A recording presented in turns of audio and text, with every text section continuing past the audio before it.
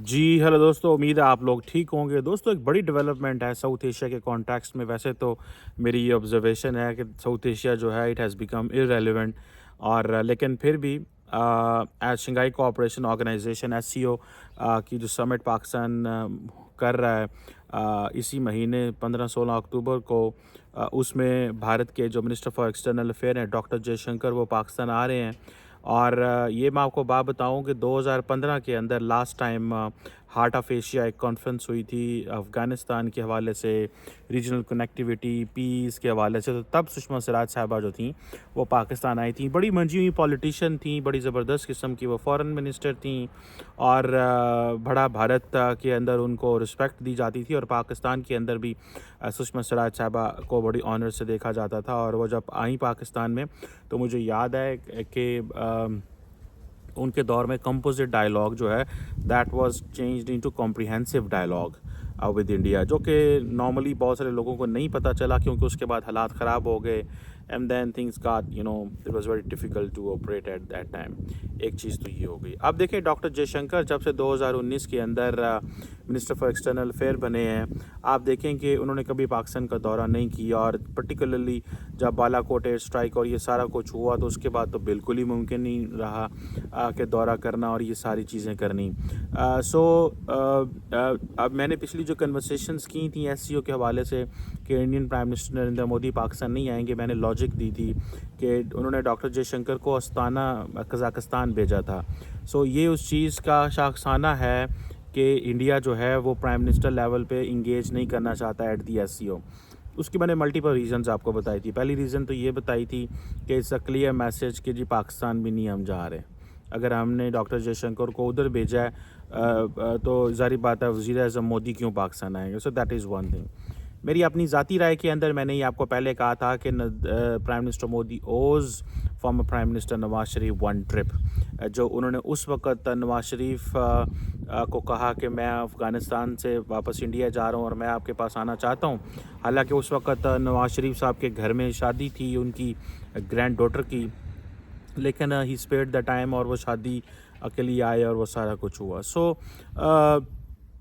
आना चाहिए था वज़ीर आज़म मोदी को, लेकिन वो नहीं आए। That's his choice. लेकिन अब इसमें देखना यह है कि पहली बात तो मैंने आपको बताई थी कि एससीओ के हवाले से ये एक इम्पॉर्टेंट चीज़ है कि डॉक्टर जयशंकर पाकिस्तान आ रहे हैं।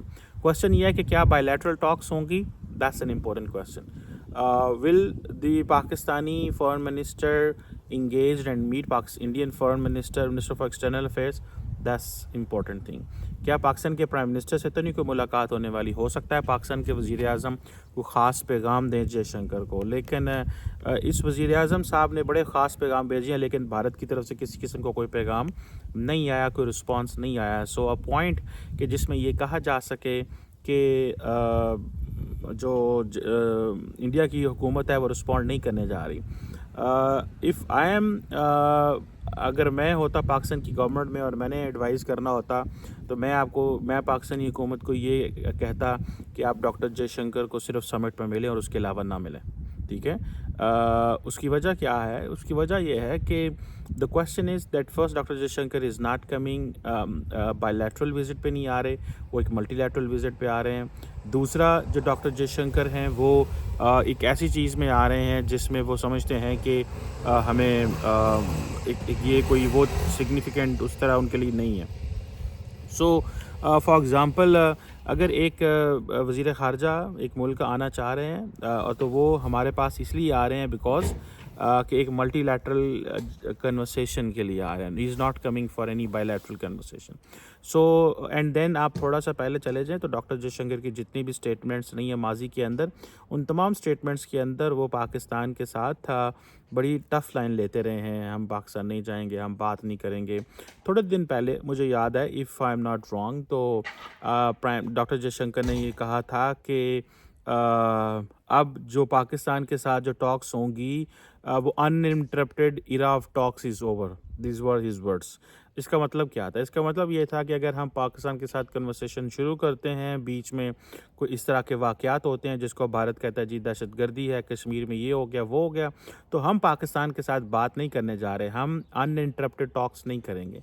सो इट मीन्स कि हम उस वक्त टॉक्स को ख़त्म कर देंगे. सो ये एक वो क्वेश्चन है. So he was basically threatening Pakistan to come on the table on the Indian terms and condition. On the contrary जारी बात है, पाकिस्तान नहीं चाहता कि इंडिया के साथ कोई इस तरह की सिचुएशन पैदा हो कि ये कहे जी कि हाँ जी हम जो है वो कुछ ऐसे एलिमेंट्स को या ग्रुप्स को या नॉन स्टेट एक्टर्स को एक्टिवेट कर रहे हैं.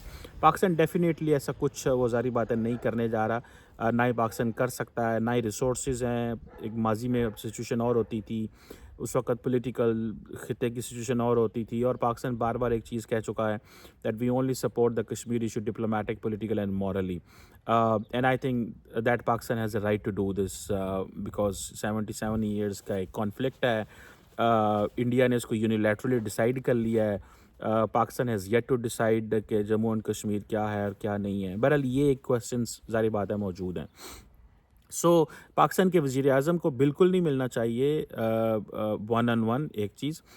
लेकिन मुझे कोई बैद भी नहीं है कि पाकिस्तान के वज़ीर आज़म जो है ना खुद ही टुर पैन सारे दे कोल, ठीक है, और एक पैगाम देने की कोशिश करें. देखिए माजी में कुछ इस तरह के हालात हुए थे कि पाकिस्तान की लीडरशिप ने दुनिया को ये दिखाने के लिए कोशिश की कि देखिए हम भारत से बात करना चाहते हैं, भारत हमसे बात नहीं करना चाह रहा था. तो पाकिस्तान ने बेसिकली इंटरनेशनल कम्युनिटी को ये दिखाया, ये समझाया, ये बताया कि हम बात कर रहे हैं, अमन की कोशिश हम कर रहे हैं, वो नहीं कर रहे. लेकिन इंडिया ने बार बार इन चीज़ों को रिजेक्ट कर दिया. इंटरनेशनल कम्युनिटी भी अब जानती है कि इंडिया रिजेक्ट कर रहा है, पाकिस्तान बात करना चाहता है. तो अब पाकिस्तान दुनिया को भी नहीं दिखाता. पहले पाकिस्तान दुनिया को दिखाता रहा है फॉर फ्रैंकली स्पीकिंग कि हम ये करेंगे, वो करेंगे और इस तरह और उस तरह. सो मुझे ऐसा लगता है कि ये सारी चीज़ें जो हैं they are going to happen in coming years, जो भी चीज़ें होनी है. सो इसमें कोई बहुत बड़ी चीज़ मैं नहीं देखता कि ये होने वाली है. सो एक वो जो इंटरनेशनल चीज़ पाकिस्तान करना चाह रहा था वो भी ख़त्म हो चुकी है. इंडिया का बायलैटरल क्लाउड इतना ज़्यादा है कि कोई मुल्क जो है वो इंडिया की पंजाबी के अंदर चाल नहीं चलता पिया. Everybody needs India. हर एक को इंडिया की ज़रूरत है. चीन को इंडिया की ज़रूरत है. वाई? बिकॉज उन्होंने कारोबार करना है. $100 बिलियन इम्पोर्ट इंडिया चीन को भेजता है. $100 अरब इंडिया चीन को भेजता है. कोई मजाक नहीं है ये चीज़. तो $100 अरब अगर जा रहा है चीन को और भेज रहा है चीन को, तो आप इससे अंदाज़ा लगा लेंगे ये कितनी इम्पोर्टेंट चीज़ है. तो चीन के लिए वो लदा है. लेकिन मैं थोड़ा शंघाई कोऑपरेशन ऑर्गेनाइजेशन के हवाले से बात करूं तो प्राइम मिनिस्टर मोदी लेवल पे शंघाई इसका ना आना, डिस्कशन ना होना, इसकी क्या नाम है जो ये है वज़ीर आज़म मोदी का SCO कॉन्फ्रेंस में ना आना. There is a message. The message is that any forum which belongs to China, any forum where China has a dominance, और any forum where China has an upper hand, we are not going to be part of that. But remember, Shanghai cooperation organisation हो या BRICS हो, they are largely anti west blocs हैं, और India जो है वो anti west block का हिस्सा है. इंडिया के ऊपर बार बार आ रहा है कि जी आप डी-डॉलराइजेशन कर रहे हैं, आप एंटी वेस्ट ब्लॉक का हिस्सा हैं, आप रशिया से ये कर रहे हैं, वो कर रहे हैं. बल्कि मैं कल देख रहा था MEA जयशंकर साहब अभी 2 अक्टूबर को वहाँ थे, अमेरिका थे. तो एंटनी ब्लिंकन के साथ उन्होंने जॉइंट प्रेस कॉन्फ्रेंस की. उन्होंने उड़ा के रख दिया साफ़ी को. उन्होंने कहा कि जो सेक्रेटरी है स्टेट है उसने आपको कहा नहीं कि आप तेल क्यों ले रहे हैं.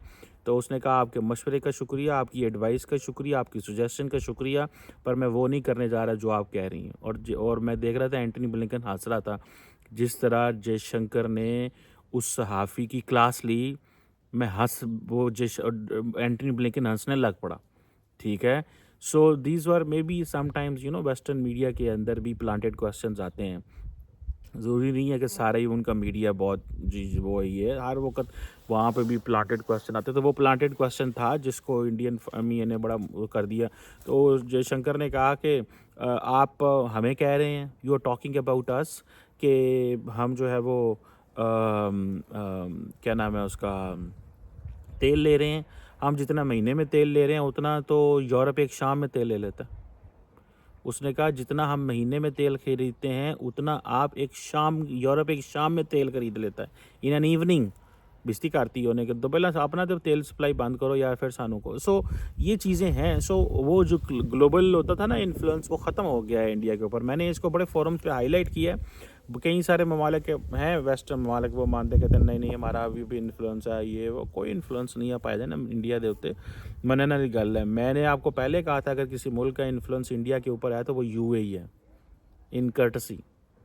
In so many ways, UAE has more capability to influence India than any country in the world at the moment. उसकी सारी बात है, मैंने माजी में बहुत सारी चीज़ें डिस्कस की हुई हैं। सो ये एक चीज़ है। सो सुषमा स्वराज साहब हार्ट ऑफ एशिया के लिए यहीं प्राइम मिनिस्टर मोदी आए तो उस तो बाद कोई नहीं, मोदी साहब तो हथ ला के ते टुर गए कुछ घंटे वास्ते और वक्त पै गया सानू, ठीक है। सो द क्वेश्चन इज़, मैं ज़ाती तौर पे ये समझता हूँ कि प्राइम मिनिस्टर मोदी जो है वो he has got sufficient excuse not to engage with Pakistan. So यहाँ पे कोई खुशी बजाने की, वो ढोल बजाने की ज़रूरत नहीं है। जयशंकर पाकिस्तान आ रहे हैं, जयशंकर साहब ना आपसे बात करेंगे ना डायलॉग करेंगे। और मेरा ख्याल ये है, होता ये है कि समटाइम्स एजेंडा तय होता है, हाँ जी, वो होगा क्या कि शाम 4 बजे 5 बजे 3 बजे दोपहर को 2 बजे वो आएंगे, अगले दिन वो सुबह चले जाएंगे। 2 दिन हो गए जी पूरे, ठीक है जी। वो जितनी देर का एससीओ का एजेंडा है उतनी देर के लिए जयशंकर आएंगे, उससे ज़्यादा वो नहीं आएंगे।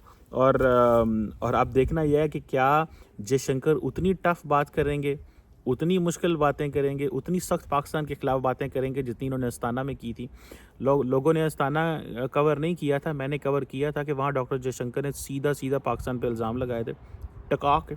और मैं आपको मज़े की बात बताऊँ, अब ये एससीओ का प्लेटफॉर्म ऐसा है कि you just can not settle your bilateral score here.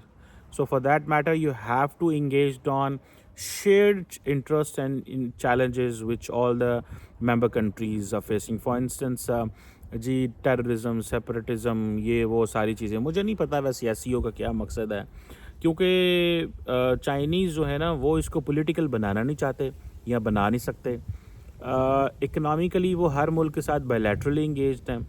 तो मतलब what is the purpose? So they have blocs, they have clubs, they are just checking the loyalty, they are making it older blocks.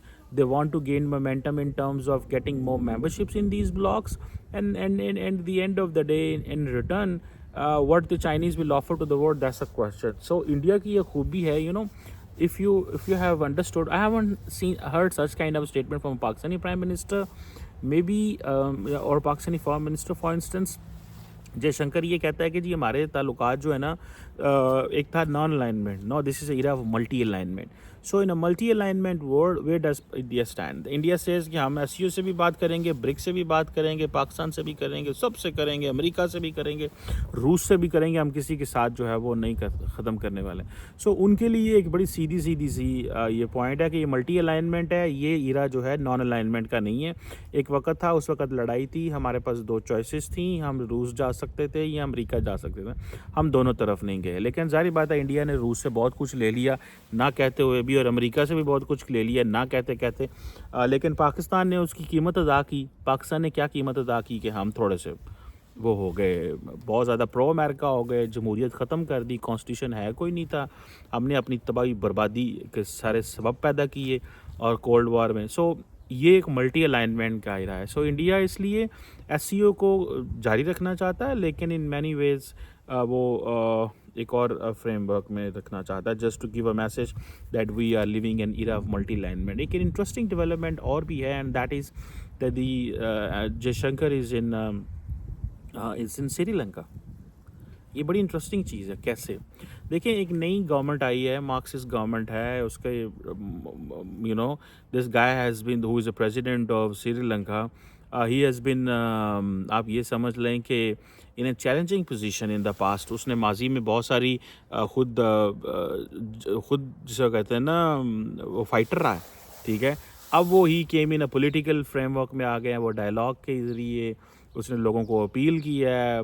राजा पाकसा चले गए, president Ranil चले गए, अब एक नया leader आया है। The Sri Lankan people have given a verdict in a different way.